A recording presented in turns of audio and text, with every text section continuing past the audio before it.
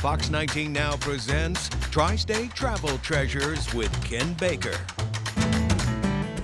You know, guys, when I tell people there is a genuine winery in our area, they often go, really? Where? Well, here we are, Hanover Winery, my buddy Eddie. Eddie, people don't believe me when I say somebody's making wine right here in Ohio. Right here in Ohio. Good to see you. Good to see you too. Thank you. We, you know, Ohio has such a history. There's 439 or 38 wineries in Ohio. Yeah. And a lot of people don't realize that the first winery in the United States was right here in the Cincinnati, you know, Ohio River Valley area. In the United States. In the like United you States, mean before California? I've done a lot of research. Yeah. It's somewhere around 32 to 35 years before California was even a state. That's crazy. So we've been making wine here for a long time. How much? What kind of wine do you do? Do you do the sweets and the, or what do you do? You know, that's a great question because I like to say I make wine for everybody. We have the sweet wines, we have the dry wines, and everything in the middle. We produce about 32 different wines. That's crazy. Right here. Yeah. So these are the vineyards, right? Yeah, this is our front vineyard. Okay, and it's actually not looking as good as it should. And I'll tell you the reason why. We've had some issues with some farmers, so we're doing a little bit of different pruning program this year. We're going to go ahead and this is Marquette, which we've won a lot of awards with. And that's a grape, right? And Marquette's a grape. It's actually a grandson of Pinot Noir. Okay, it does well in Ohio in our region. This year what we're doing for pruning is we're going to let them bud break out a little bit, and we're coming down here and taking some of this old wood off, and there's a reason for that. Most people don't do that. The last time you was here, it was in the fall, and we talked about what we're going to do in the wintertime for pruning everything back. But this is all on the end of these. That's called winter kill. So it wasn't going to grow anything anyways, right? No, it wasn't going to grow anything anyway. We usually have about 6 to, say, 8 inches of winter kill. Last year we had a little bit of a kill last spring on no, you tell. I don't want to kill the whole thing. Speaking of we'll killing, cut that one off right there. The whole thing, like right there. Right there. That's fine. Snap. As long as it doesn't have a bud on it like that, we're good to go. We can cut that. You can cut that whole thing off. Cut this whole thing off. Yeah, that's kind of scary. And then what's going to happen is all these buds are going to be fruit shoots that come out, and this vineyard will be so full you can't hardly see through it. What's tricky do you think about growing wine here in Ohio than somewhere like, I don't know, where they grow it, California and all that stuff? Well, Ohio's kind of unique, and I'll tell you the reason why. They can actually produce and grow just about every grape known to man. Yeah. Okay, but our growing season is a little different. California has obviously a longer growing season, so we have to pick different vines for the vineyard that's going to be not a real early bud break. Yeah. So we don't get hit by frost in May. Very cool. That's the key. Eddie, let's go inside and bottle up some of your wine. Can we do that? Bingo. All right, let's go. Eddie, remind me, what's are in these big old vault thingies, and what's in there, and how do they work? So what we do in these tanks, and this is 550 gallons, we'll ferment directly inside this. So as the grapes come in the fall, if we bring them in from California or what we pick, fermentation goes on right here, and then once fermentation's done, we'll rack off all the clean product because it will have sediment in it. For sure. And then we pump all that into a great big freezer out there for cold stabilization.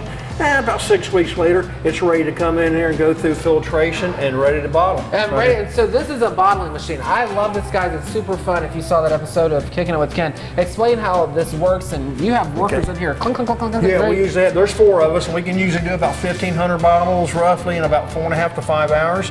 So we have a pump set up. This is just a transfer tank that we use once things are done. We don't ferment in these. It's just something we can use when the wine's ready to go. It'll get pumped up into the top of this right here, and then it's just as easy as putting these on like this. Wow. And these will stop at 750 milliliters. Once they're full, I'll burp that one just a little bit. Tell people your story. How long have you been in the wine game? Why did you get in it? You know, we're actually coming into our 17th year. I seen a program on TV years ago, and I thought it was really intriguing. And my wife Elizabeth just kind of laughed, said, "We don't drink wine." I said, "Well, we're going to learn." You know, but that was 28 years ago when I seen that. So then we started making wine and playing around with it. And after about 6 years, people actually wanted to buy our wines, and we couldn't legally sell them. So the next step was to take a woodshed and turn it into a tasting room and added the building. And we've just grown through the years, and we're in a lot of stores in Ohio. And people know your wine. Like my family, they're like, Hanover Winery. Was it hard creating like a brand? I mean, you have so much wine out there. You've got the stuff. Oh, it's fun for like what was the secret to that? Well, the secret was it's actually somebody who used to work for you guys. It was Paul Southwick, and he told me you need a tagline, you need this, you need that, you need certain things for branding. And then my wife was really good at marketing also, so got it out there in front. And one of the things they told me was on your tagline was, and I like for people to know this, is that we're just far enough to feel like you've gone somewhere. We're about 35 minutes from Cincinnati. We're about 35 minutes from Eastgate, 35 minutes from Dayton, 35 minutes from Richmond, Indiana. So we're just out here in the middle, out here in the middle of the country, in Hanover Township. Doing it. Let's put a cork in this puppy. Yeah, How does this work? So what we're going to do, we take this cork right here. It doesn't matter which way it goes. This gets shoved down just a little bit, and it gets caught right there. And then just wham! Just pull it over. And then, perfect. and that's it. That's perfect. So now you're in the next stage of this, of taking this thing out. Okay, we're going to go over and put a capsule on here. Here's another little tidbit you may not know. Back in the 1800s, 1700s, when they stored their wines actually in caves, they used to wax the top of it. Everybody's seen wax on top bottles. They did that because there's a bore bug, all right, that would bore into the cork, and they wouldn't pour to the. So through time, what they did with these capsules is they come up with the capsule that has all these little holes in there, so the wine can still breathe. And the bugs won't chew through that. Which is important. Did I ask you what kind of wine that was? This is actually our soft red. Okay, cool. That's a little bit sweet. This is going to go right inside here like that. Look at that, beautiful. Ready to roll. Ready to roll. Our next step's going to be right over here to our labeler. Look at Tom running and boom. And then how do we do this? It's on this side over here. Here, I'll let you do that because I'll get sloppy and mess that up. I'll let you try one. I mean, that's how you learn. All right, so we literally put it on here like this. Watch me mess one up, because I didn't try it. It came off there. It hung up on me. We'll take this off and put this like this. Or we can and you're ready to go. And there it is. Before we move on to our next, I know, because you guys do weddings here, we're about to show you their beautiful, what's your favorite thing about winemaking? My favorite thing about winemaking is actually the people that enjoy it, Because we work in here, we spend a lot of hours in here, but once you have all that labor and all that time and all that love involved with, for somebody to come out and try your wine and want to come back out again, that's what I love about it. Obviously, I'm an A personality and I like people, so. My favorite thing about you is literally we were out in your front yard. It goes through this whole thing, and then you really literally watch it. Like, I mean, it's like farm to table of wine. If you could say that, and since you mentioned that, we do some farm to table events for other organizations. So that they grow. Some of them grow the vegetables, some of them have the beef or whatever, and then we supply the wine. It all comes together for an event, which is pretty nice. You still make that really good pizza? We make that really good pizza. Let's go do it. Let's go do it. Wine and pizza, beautiful combination. Beautiful combination. We were leaving the station, and the photographer was with us last time. He's told Tom, he said the pizza's delicious. They are good. So they were spreading the words. Okay, well, what do we got here? And we use all fresh dough. Okay, yeah. We've got a family in Cincinnati, the Italian family that makes our dough. We've got an Italian family up above Dayton that makes all of our sauce. Okay, so what we normally do with these, I'm gonna flip it over just a little bit. Okay, and if you can go like this with it, and you can do this. Just keep working kind of call it the parachute. It's the easiest way, that way you don't end up with all over you. Keep like this? Yep. Parachuting. Yeah. Why did you guys decide on this beautiful property you needed a whole pizza, I'll call it a little pizzeria you got going on here, right? Yeah, we do. We actually have people call us and want some of it, so you can go ahead and put that down on there. It's like the perfect size. And then what we're going to do, well, we want to do pizzas because pizza and beer, we do sell beer also and wine. We're going to grab a scoop of that sauce and put that on there and spread that around. And because you guys do not only tours, but you have like weddings and stuff, so you got to feed pizza for people, right? Some, yep, little bit of food in the belly is always great. We're going to take some of that cheese right there. What put kind on of top cheese here. is this? This is actually a provolone mozzarella mix, lightly smoked. Wow. Okay. More? Put some more on there. Let's do it. Yeah, I'm not a cheese lover, but sometimes I'll be all right with pizza. Is that good? That'll be good right there. And then we're going to put about 10 or 12 of those on top of there. It's just whatever you want to do. Stack them on there. Spread them out kind of evenly like. When people come and visit Hanover, what do you hope at the end of the day when they get home and they're like, oh, that was a great experience? What do you hope their favorite part was? Well, our property's really nice in the springtime. What I want them to do is know that we are actually making a quality product for everybody. Sweet wines, dry wines, good pizza and good food. And I wanted to be able to tell 10 of their friends to come back again. Okay, now what we're going to do is we're going to take this peel right here. We're going to put that underneath there like that. Bam. I don't want it. You want me to do it? Oh, that's scary. So I'm gonna take this one out, okay? And we can fit up to 10 pizzas in this oven. So when I put this in, shove it, right? Yeah, we'll just kind of go like this. Okay. And it'll come right off or go back in there a little bit. Like that? Yeah. And just, there you go. Oh, bam. Perfect. I love that. Boom. Perfect. Look at how delicious that is. I'll give you that. Wow. So you don't do deliveries, but if people they're nearby, they call you and you'll We have done that. Yeah, people do call ahead. And we'll take it. The big old knife. The big old rocker knife. And just crack right on into that. Oh yeah. Wow. You look like you've done that before. I've done it with you, like I learned from the best, right? Oh, I messed that up, Eddie. We spoke too soon. Okay, I'll go a little further. Bam. Perfect. Are you want that thing? Pizzeria, baby. Oh, we put, what is this, butter? Oh yeah, put a little garlic butter on it. Wow. That's gorgeous. And then we have our secret herbs and spices. You put on there. Sprinkle some of that on there.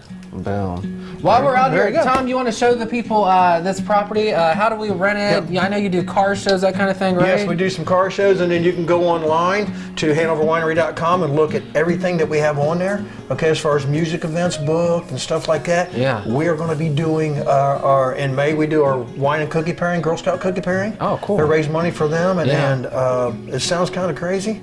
I make it educational. I bring up some of the stuff we talked about as far as wineries in Cincinnati and the history of stuff and move people through, and they love it. Cookies and wine, you know? I like it. All right, guys, we need to go over to that tasting room. But look at this cheese bowl before we get out of there.